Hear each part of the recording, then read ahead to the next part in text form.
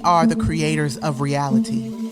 Those who have mastered perseverance, those who thrive despite attempts to thwart us, those who make magic at the root of the very trees they hung us from. We are the mountains and the rivers. We are the sun and the moon. We are sand and gems. We are the first and the final. We be big and small. We be light and dark. We be seasoned and youthful. We be sensual and sacred. Those gifted and divine. Those powerful and radical. Those vibrant and ancestral. We are the creators of reality. We are the Black Oasis. Welcome to the Black Oasis podcast. I'm your host, Kaya Supreme, and this is the place where we lay it all down. I have been thirsting for this moment. If you see, this person really needs no introduction, but I'm gonna go there. The very first time I encountered the majesty that we behold, I was on Clarke Atlanta's campus, and I was at a meeting, a nation building meeting, if you will. And this person walked in the room and introduced themselves in the most dynamic. They commanded the room. The command of the room, it just sent me back maybe 7 years. 7 years. And I was just forced back into time. And I was like, oh my God, like this person is amazing. Amazing.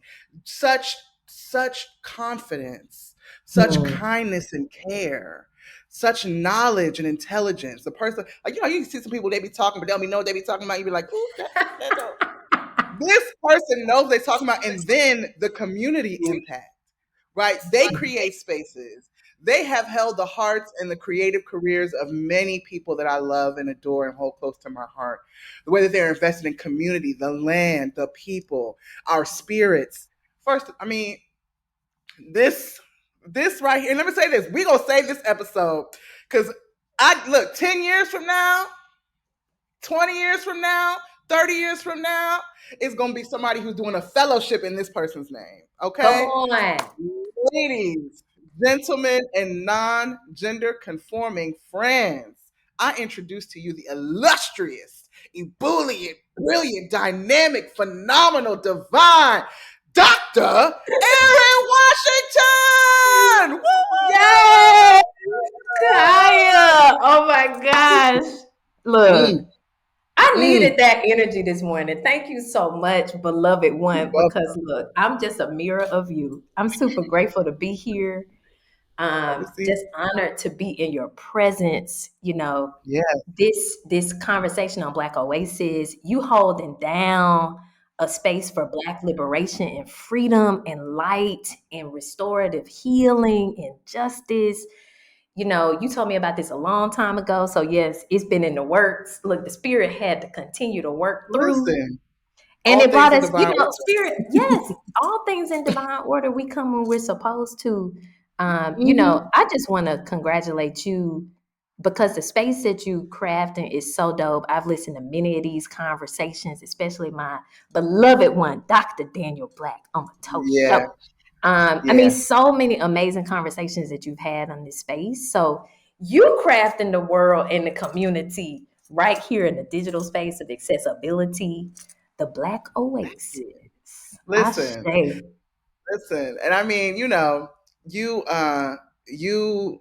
you really embody the revolution, to be honest. You call Dr. Black's phone, he'd be like, the revolution will not be televised because the revolution is you. Exactly. And I think that you embody that. And so I always love, because the truth of the matter is we want people to create their own oasis. We want people to create their own soul center. We want people to create their entity and unite with other entities, because everybody has a bag, everybody has a lane that is their own. That's right. But there is a process of internal and self-work and liberation that has to come through your birthing of a space. And That's so right. just number one, tell us who you be, and then tell us how you got to be here and how you got to birth the SoulCenter. Tell us that. Oh, such a beautiful question. I'm Erin Michelle Washington. I'm a Black, queer, Southern sister Come from on. Montgomery, Alabama, as we were grown to say the home of the civil rights movement. Um, I am a third generation HBCU graduate. I'm a third generation HBCU educator. I taught at Spelman for some time, and my family mostly went to Alabama State. I went to FAMU because I had to, do my own thing. So I'm a rattler. Yeah. Let's go. Come on. Um, so I will say, I'm a believer of Black space. I'm a believer of Black space. Like, I'm a Yeah. believer of Black futures. I'm a believer of the South. I'm a believer of Black queer space.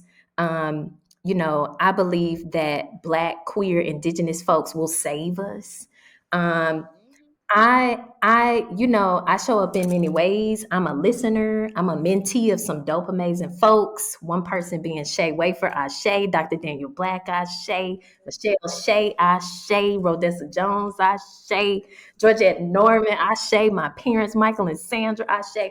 Right, so many people have loved on me and cared for me, sharing it on me. Come on, Ashe. And also, a lot of young folks, Ekio, Ashe, Aaliyah Sims, Ashe, so many people that lead and guide me and that I learn from. And so I'll say, I've been an artist since I was 5 years old, preaching on my grandmama's Cadillac. You see what I'm saying? Sitting outside of Montgomery, Alabama, trying to make a world and preaching with this Bible, and so for me, it started in the church. It started in the Black space in the church, doing those Easter plays and learning these things. And, I was reflecting with a friend the other day, like I've been a maker, a legitimate maker since I was about 7 years old. And when I was 12, really when I was 8, I got the profound opportunity to start studying art at Alabama State University at a program called TAPS in 3T under the leadership of one of my mentors, Dr. Tonia Stewart. And it was just a life-changing experience for me as a young person to go to a HBCU every day of the summer to learn and to soak in from these students, folks like Michelle Summers and Shanessa Sweeney and Gwanata Mukes. I mean, Cedric Remember, so many folks that taught me and nurtured me. And when I was 12, I got the opportunity to watch them, and I was what Yeah. they would call a floater. So there was like a teacher in training, and so I had a group of 5-year-olds I would take around. We go class to class, and I would just watch, right? And when a kid had to go to the bathroom, oh, got to go to the bathroom, and I would just watch, soak in. When I turned 15, Michelle Summers, who was my teacher, gave me the opportunity to come on stage. She said, "Hey, can you lead the warm up?" So I'm like, what? What I'm supposed to do? Do what we've been doing. And so that was such an impactful moment for me because it gave me the opportunity to kind of show what I've been observing and then add my spin to it. And I would say I was trusted and believed in. Do you see what I'm saying? It was a huge marker for me, and it's something that I try to do now in my everyday life.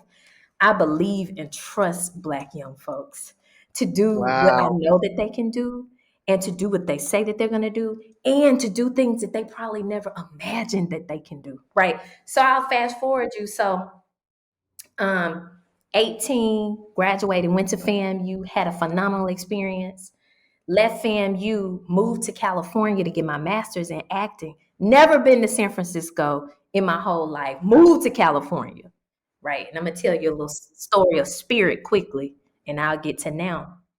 I was out there, Kaya, couldn't find no place to stay. When nobody give me nothing, right? I'm sleeping on one of the students' floor. My spirit said, go outside and just walk and just literally look for rent. Now, San Francisco is expensive as hell. Like I'm from Alabama, Mhm.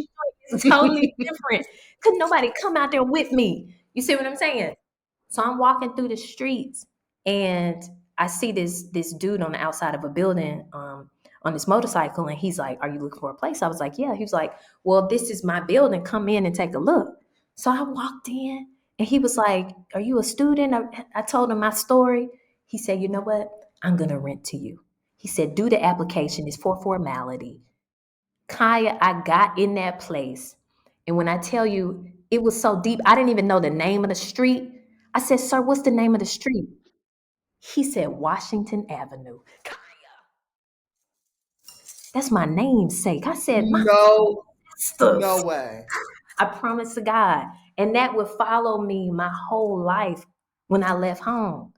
It's always been Washington or Erin Washington Drive, or I mean, literally everywhere I've lived has been in my namesake. And so, you know, you see what I'm saying? But I'm gonna say this, and to get back to the art, Kaya, it's my ancestors. Ashe. Yep. Ashe to Ashe. Jake, George, Birdie, and Teacher Bill. Because I mean, and the host of others, Mose Thomas, and I'm mixing all of these folks that hold me down, right? A little bit who just ascended in my family. These folks have held me and created a force field around me. I am an artist because of them. They are my audience. It's them, Mm. right? They are my Yeah. they Ooh, are my that's good. thunder, right? They are my counsel. They are my strategist team. So I will say, you know, I've been all over. I left Cali. I moved to New York because I wanted to be on Broadway. I found out really quick that that space did not encompass my values. That I Mm. felt like I was a robot or a machine of some sort. I didn't feel in Mhm. control of myself. The song I sing because I'm happy, I sing because I'm free. I didn't feel like that. Like I felt like None a of that. machine of some Mhm. sort. And so I was like, what am I gonna do? I got dropped by my agent because I refused to kind of go along with that system. And the day my agent dropped me, this was 2009. I tell people I picked myself up because the next day me and two friends got together and was like, yo, we're going to do a show in New York. We're going to talk about what it is to be an artist going from the South to the North. And we made this show. I found, I said, we got to have poems, some dance, and some music. I found this dude's kitchen on Craigslist that he was renting out in Flatbush, Brooklyn. We put an invite on Facebook and on Craigslist. And Kaya, I thought nobody was going to be there. We had over 70 people that was in line for this show. And so I'm like, what? It was so dope that there was an encore performance. From the kitchen off Craigslist, child. Listen. Craigslist. And so my first idea of a company was born. I mean, somebody at the end was like, what's the name of your company? I was like, because I wasn't even thinking about a company, right? This is my Okay. first kind of experience with producing. I've been an actress my whole life. And so, this kind of thought of making space, I'm like, oh, wow, this is what my grandmama then was doing, right? As missionaries. This is what my grandfather was doing. This is what my parents did when they had me kind of like walk around and pass food at these fish fries they had. They were teaching me how to craft space. And so the brother looked at me, was like, what's the name of your company? And I was like, Soul. I was like, Yep. Soul Productions. And he was like, Soul Productions. I didn't know nothing about having a company. I didn't know nothing about what Soul Productions was. I didn't know nothing. I didn't know nothing, right? But I knew what I needed to know because my spirit was guiding me. And so, you know, now we are 10 plus, I mean, almost 15 Yeah. plus years now, 12, 13 years now. Um, I started Soul Productions in 2010, and that was around from 2010 to 2020. And that was a vehicle for Southern creative artists to come to New York and San Francisco and develop their art, make their art. We work with phenomenal writers. We used to have a series, a show called Soul Sensations, which was a music series. Um, we did so many things across the country developing artists. We worked with this dope artist, Mfani So Udafia, and crafted a community of first generation Nigerian storytellers and artists and makers. So the diaspora was a huge part of my journey in Soul Productions, right? In the work that we're doing. And in that 10 years too, I was working in these theaters across the country as a producer. And in 2016, I took a job back in San Francisco. So I went back to Cali, and this was supposed to be my job, Kaya. This was supposed to be like, how folks say, oh, you climbing, right? I'm in the American Theater. I'm working at a $30 million plus institution. I'm the first interim associate artistic director as a Black woman in this company's history, right? At this theater's history. And the first day I walked in there, they asked me, do I know where the tissue is? Kaya. So I was like, lessons on all of the journeys, because I don't have any negation of folks' work, because that's an honorable space, right? Yeah. But I said, I don't know. And so that year continued this kind of degradation of me as a Black woman in this company's inability to desire to want to be led by a Black woman. And so, that was at that point the most money I'd ever made in my career. I was making $75K a year. As an artist, I had never made over $20K. I mean, when I lived in New York, I made $15K a year. I mean, I've been under the poverty line, as they say, as an artist my whole career. But so this was supposed to be my break, right? And I'm saying this for the young person that's listening, right? That when you get to that point that you think you're supposed to be at, that might not actually be your cap, right? Yeah. And so, Kaya, I left California. I moved back to the South. I moved back to Alabama first, and then I migrated to Atlanta. And it was hard as hell. When I came back here, I didn't have a job. I was used to getting paid 30K, 40K for these theater gigs. I got back down to that South. The South said, we're going to pay you $1,000. I don't have a car. I'm taking buses, right? I start adjuncting at Spelman. So people can see you, because when I saw you speaking boldly and brightly, I was in a situation. See, them ancestors are great and good because the community surrounds us when we need, right? I didn't have all my needs met at that time. I was still trying to place my feet on the ground. The nation of Ndugu and Nzinga has helped me so much to ground myself, to feel accepted, to feel like I have peers, comrades to rest in. Because when you create space, as you know, Kaya, at times that could be a hard road. It's a lot of responsibility, right? So lastly, and I'm going to pass it back to you, when I came back to the South, this idea came back to me of SoulCenter. And I was working at Spelman my first year. Hit back to 2014, I was in a PhD program at the University of Minnesota. Very racist program, but blessings to them. I was in this class, and the teacher was talking about Blackness on the margin. And I was like, what margin? I'm from a Black city. You see what I'm saying? And so I didn't understand. I was like, Blackness is in the center. And so in my head, the ancestors whispered SoulCenter. That was in 2014. But I didn't know what that was. So my friend Duaba, blessings Duaba, drew it out. He drew this circle with his house in the middle. He was like, SoulCenter, is that it? And I was like, yeah. So if you see our iconography, our emblem, that's it. This house, this circle with this house in the middle, it's the center. And so what I want to say that for is, that was 2014. I was still trying to figure out my career and all of these things, working in my own company, but also these kind of larger corporate theater spaces. I didn't know what it was, Kaya, and so I didn't believe in it. I couldn't figure out what it was. And so sometimes in life, you're given a seed or a thought, but you're not supposed to manifest it yet, right? And the community is supposed to be surrounded by you so that you understand even what the thought that came to you, right? And so in Atlanta in 2019, it came back. It plagued me every day. I would hear SoulCenter in my head. I couldn't get it out of my head.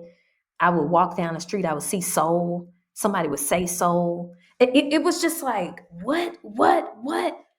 And I decided to stop running. I went to Cuba with my sister, Ashe Erica, and we saw this brother with a porta potty. And we went to the beach and we came back, and that porta potty that we saw going, that was a bathroom, when we came back, it had clothes hung up all inside of it. So I said, "Sir, is this a bathroom or a business?" Like, he said, "Both." Said both. He said, "I clean it up at the afternoon time, and I take the clothes from the beach that people throw away, and then I clean them and I hang them up so that when people come back, they gonna need some clothes."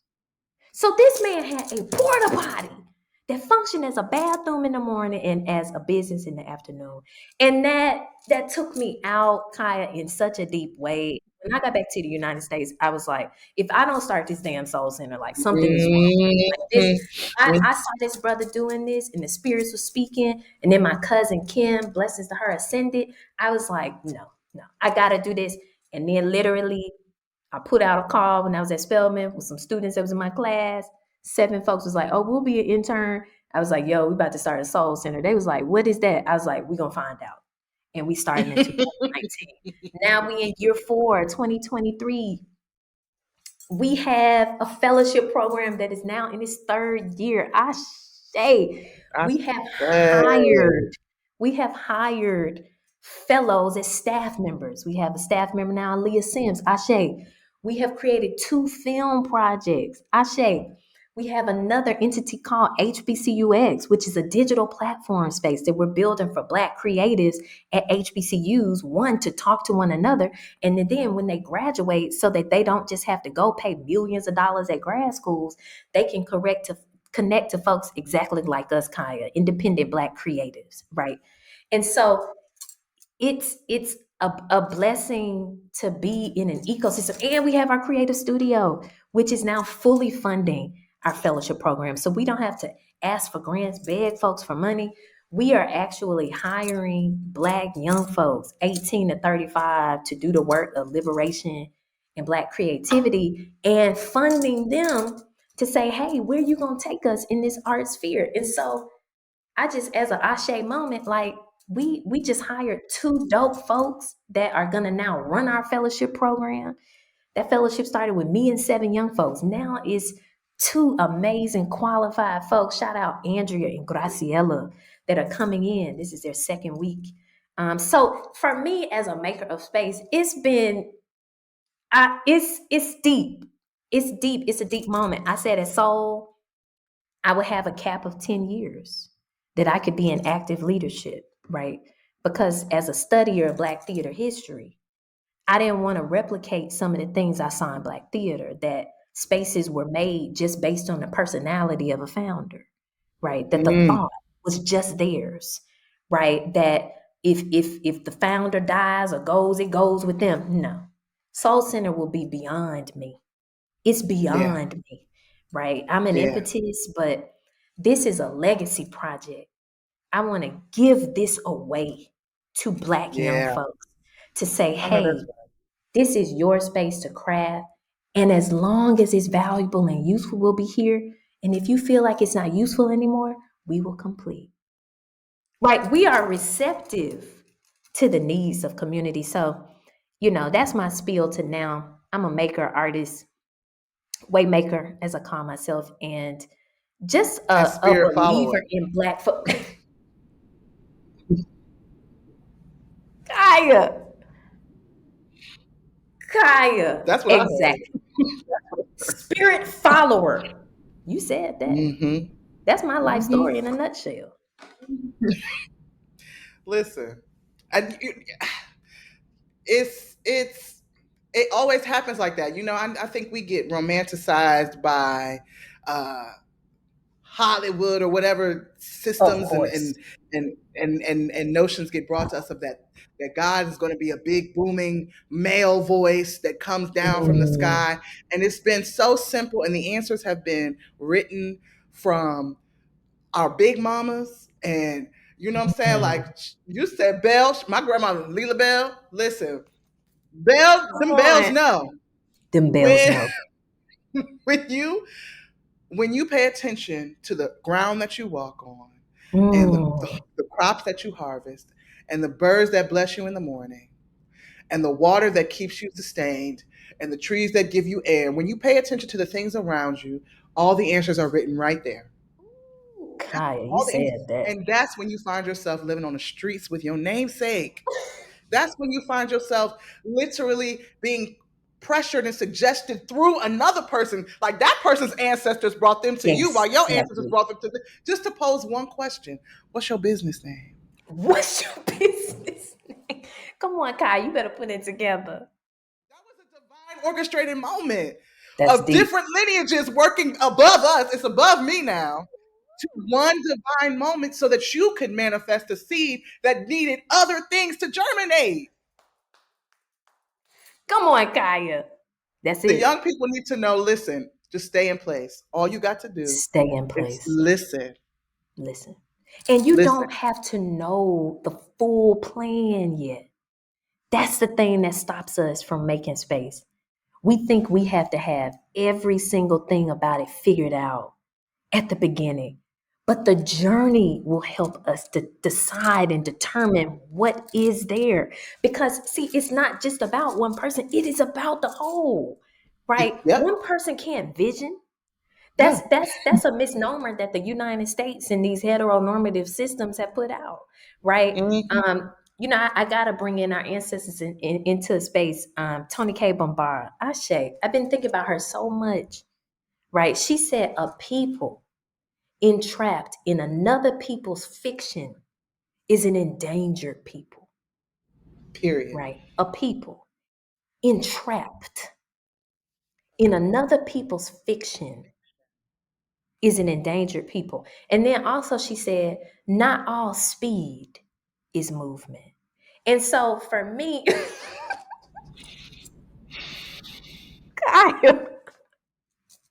the ancestors went, Black women not playing a game. Let's just speak on that. This is not one game to be played. Not We out again. here with something to do.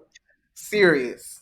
But I bring her up because as we think about Black artists and Black makers, you know, Tony K. Bombara for me has been a huge light. Dr. Barbara Ann Tier has been a huge light. Tier said, I want to blow my mind with Blackness. Tier created and developed the National Black Theater in Harlem on the corner of 125th and 5th Avenue, raised millions of dollars, right, for Black folk to be in space, in her space, right? Got folks from West Africa to come to the United States to build the building that her theater was in. Her theater was a shrine, right?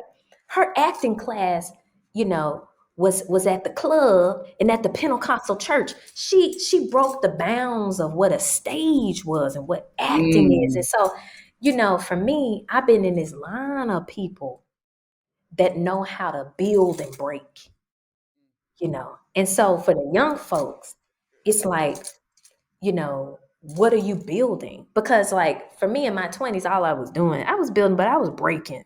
And we get in a pattern of breaking. Breaking is dope. But then it's Mm-hmm. like at some point you gotta build something. Yeah. And then That's the accountability, the responsibility in building and crafting spaces, it's something that not everybody wants. And I get it. As we was in that conversation with the nation about eldership, like what does it mm-hmm. mean to be an elder? What does it mean to be a teacher? What does it mean to be a mentor? Tony K. Bombara taught us that teaching um, uh, she taught from the side of the classroom, right? To offset power, to show students that they had the knowledge from within. And so, I'm thinking a lot about like art, what's next. It's some dope young folks that I feel like are doing some dope projects, like our brother Ekio. That dude, he ahead of his time. Period. So many young folks are ahead of their time. DG, come on.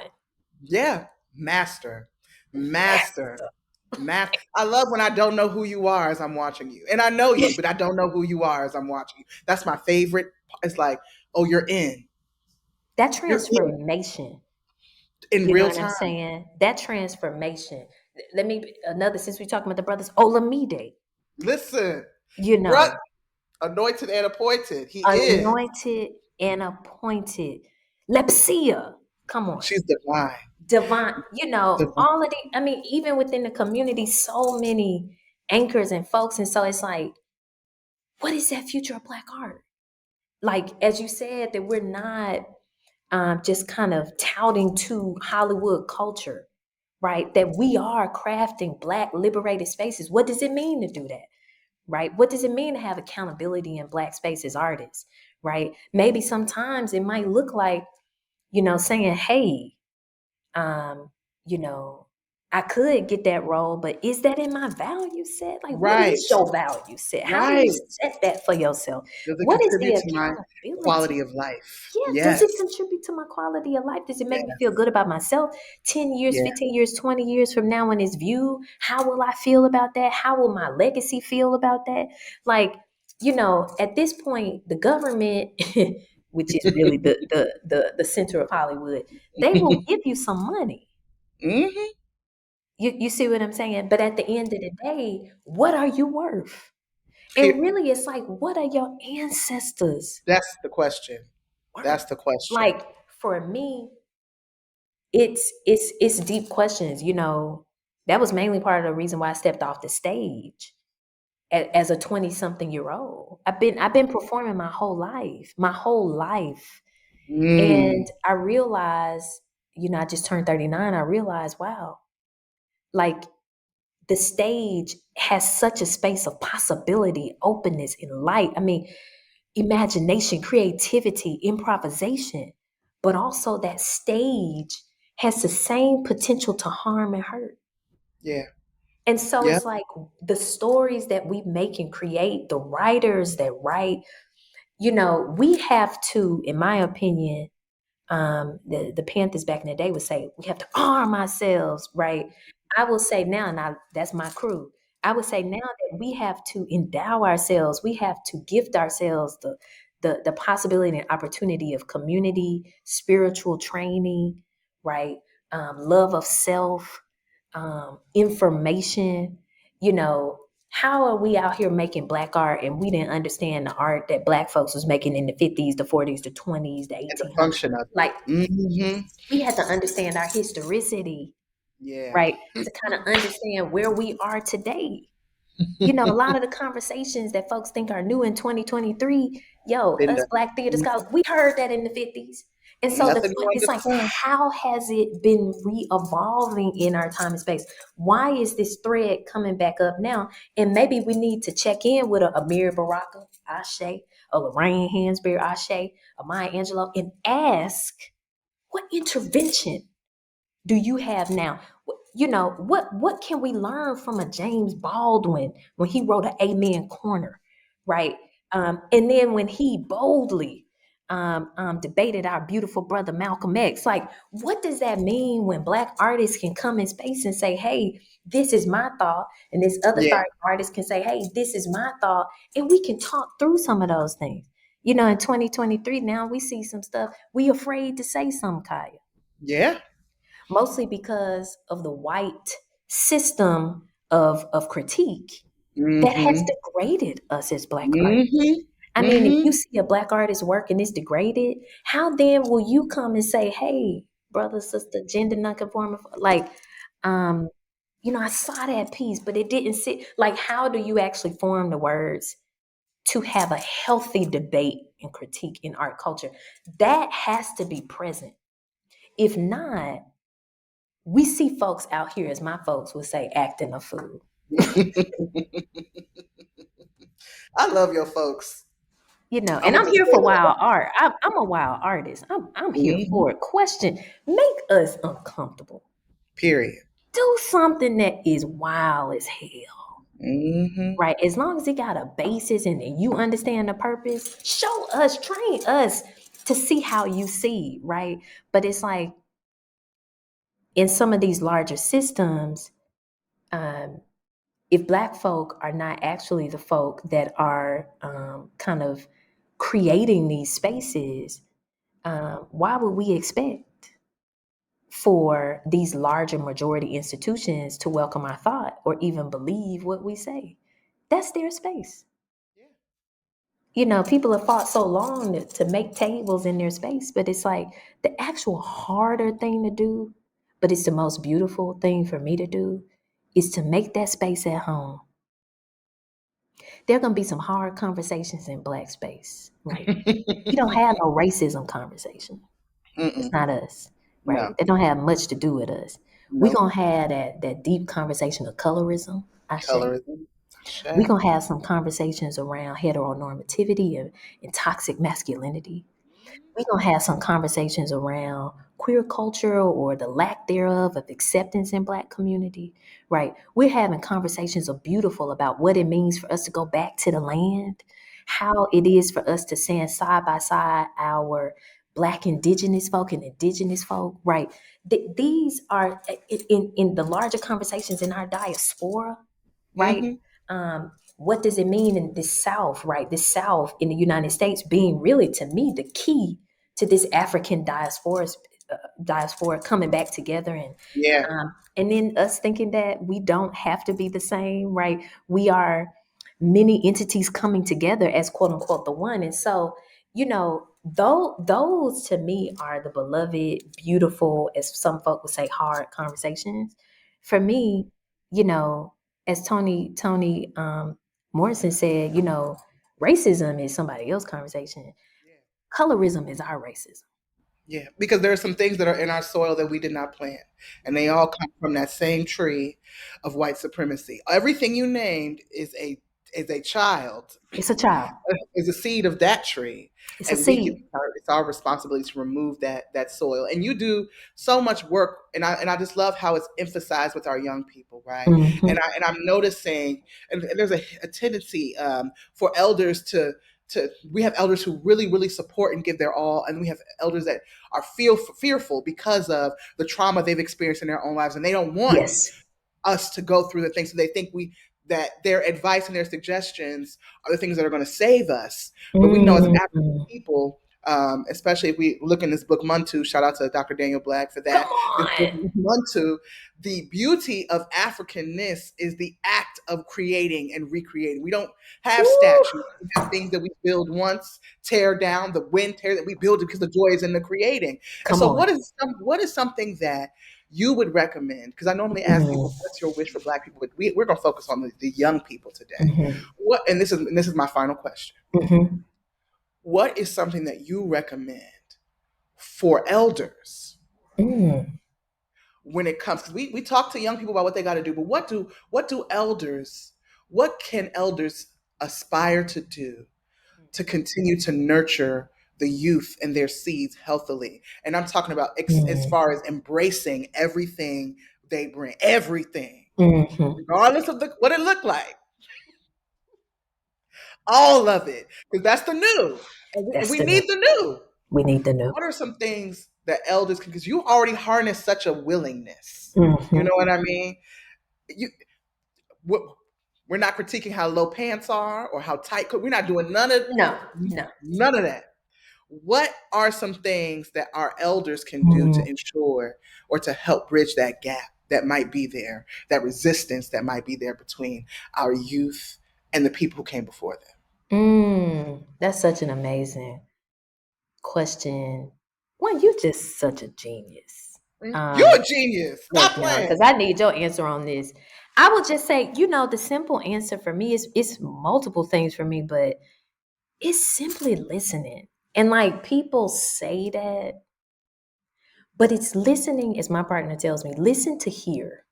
Really listen to hear. And, Toni Morrison gives us the fantastic thought that we all need to relearn how to read.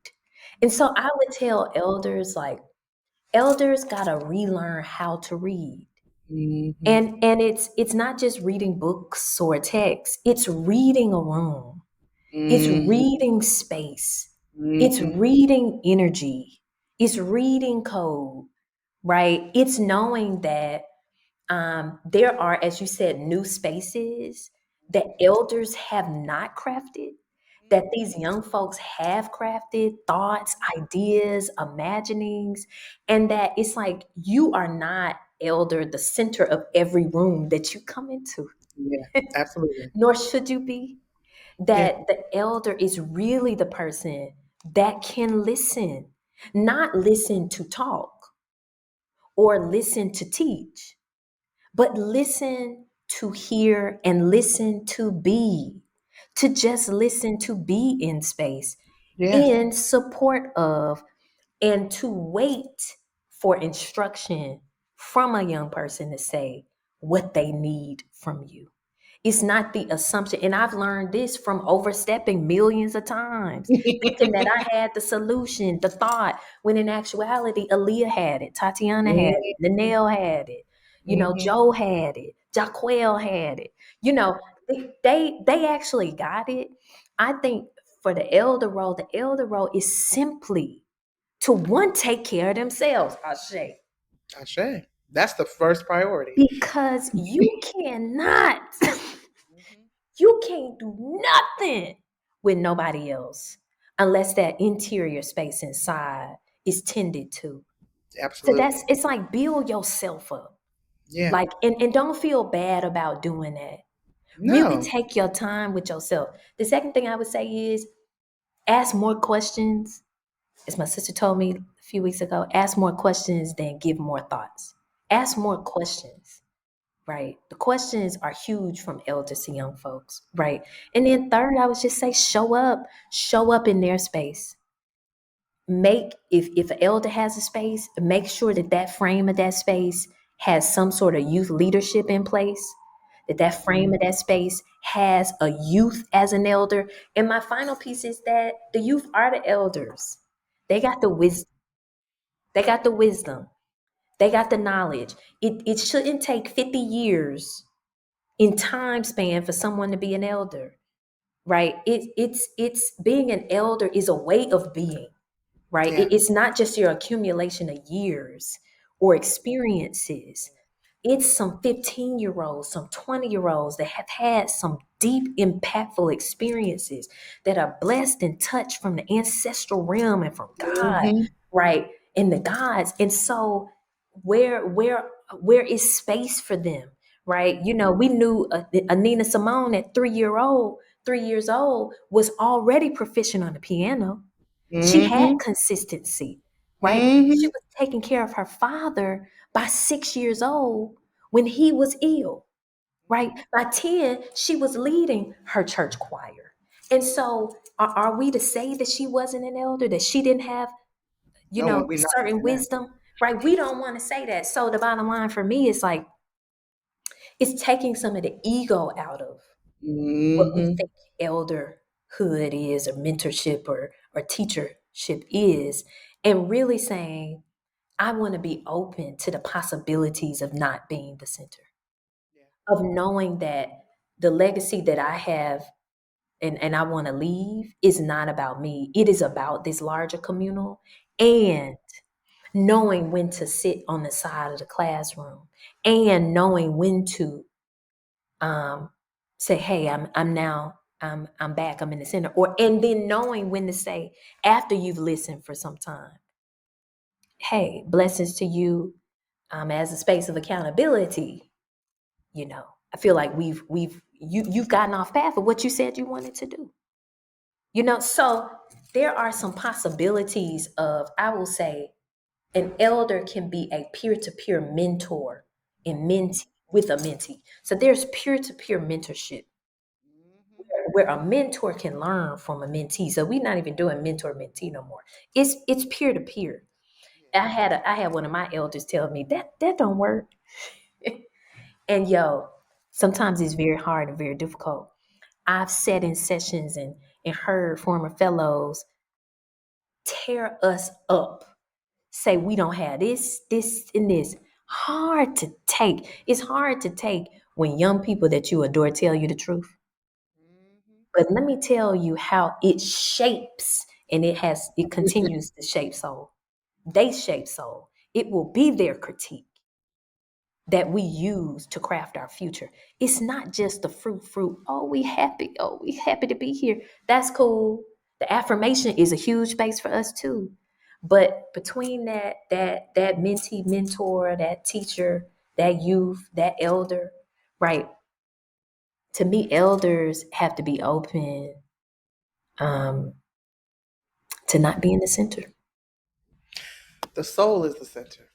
The soul is the center. And what I've come to realize in just my few short years is that the elder is the baby. The elder's elder is the baby. The baby will teach you what you need for the next level. Everything is cyclical. That baby knows how to allow people to take care of it. It knows how to ask for what it needs. It knows everything. The baby is already perfectly regulated. The baby is already. Come on, Kaya. While we here, and I know we about to wrap, let me call out some babies that inspire me, because you said that. My partner's nephew, Ramir Ashe. My best friend's baby, Sula, who I love and adore. She teaches me so much. Ashe. My friends Sean and Thisha, who are two of the most amazing parents in the world, as Sola is.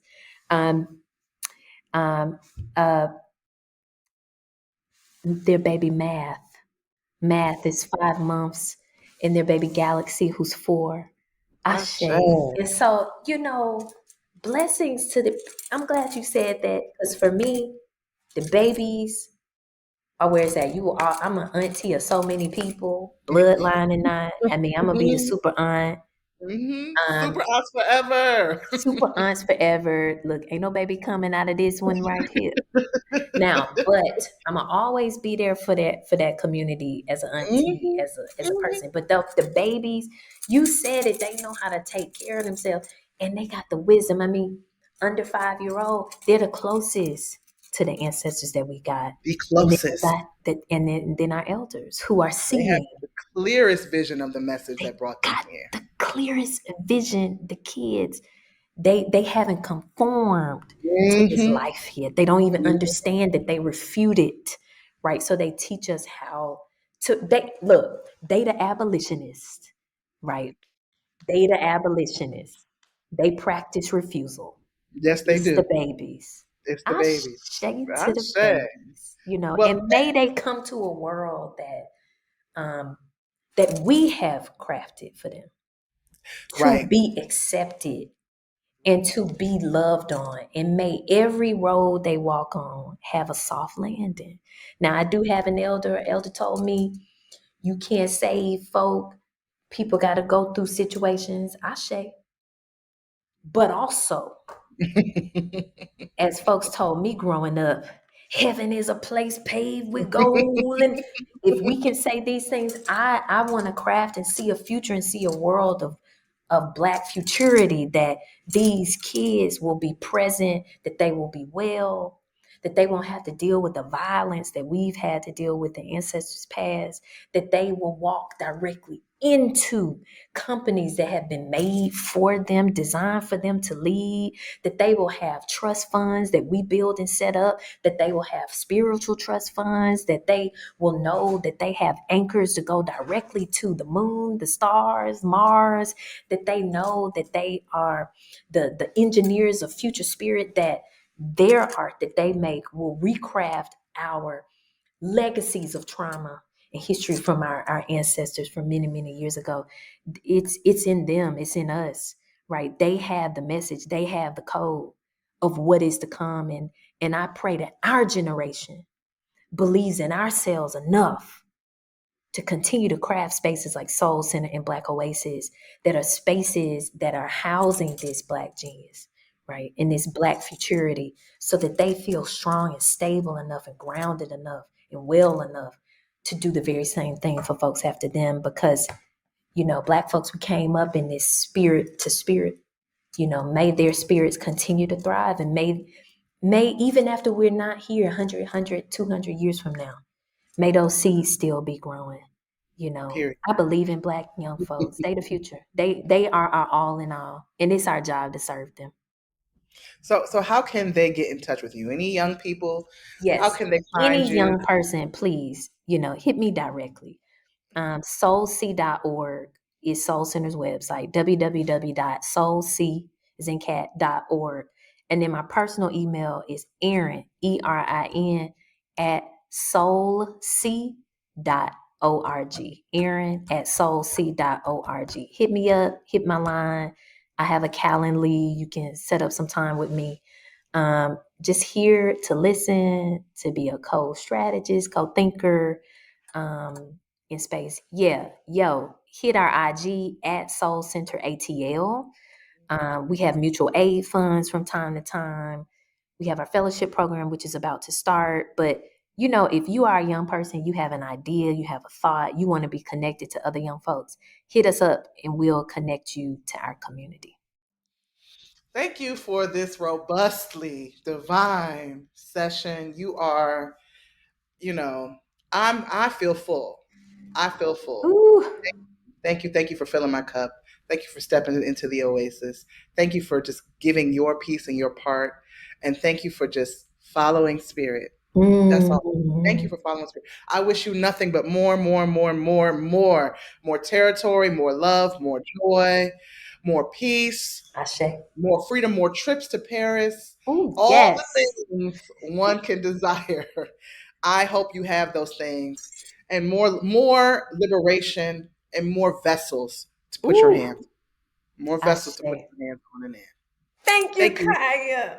Absolutely. This is Absolutely. so amazing. And I just affirm you and appreciate the space that you're making, the ways that you love Black folks. It is evident, it is clear.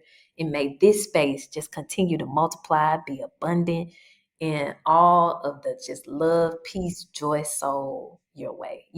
I'm here to support in whatever way I can. Ashe. Thank you. Thank you to Ashe. everybody for listening. Continue to support Black Oasis, www.blackoasis.org. You can follow us on Instagram at Black Oasis ATL, and YouTube, Facebook, all the things. You'll see this on Apple Podcasts, and I will find a way to continue showcase and highlight anything that Soul Center does. So Ashe. thank you, and thank you all. Stay Black, and until next time. But you don't really have a choice. And lucky you, lucky you. Peace.